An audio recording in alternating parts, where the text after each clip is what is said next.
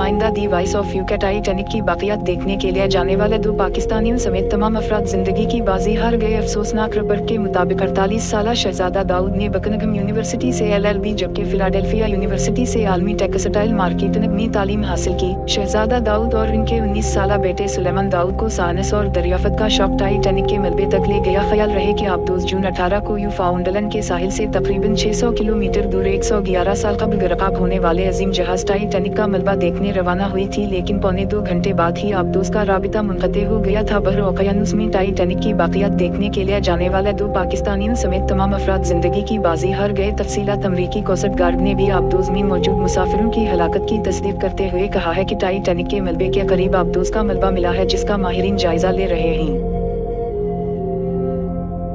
Coast guard का कहना था कि हमारी नेक ख्वाहिशात 5 अफराद के अहल खाना के साथ हैं और हम इस बात को यकीनी बना रहे हैं कि ये समझ सकें कि आबदोज के साथ किया हुआ होगा और किस तरह हम इस सर्च ऑपरेशन को मंतकी अंजाम तक बेहतरीन तरीके से पहुंचा सकते हैं। और दूसरी जानिब मगरबी मीडिया को जारी किए बयान के मुताबिक सयाहों को लेकर जाने वाली आबदोज कंपनी ओशिनगेट ने आबदोज में मौजूद अफराद की मौत की तस्दीक करते हुए कहा कि आबदोज में सवार तमाम अफराद के जिंदा बचने की उम्मीद खत्म हो चुकी है।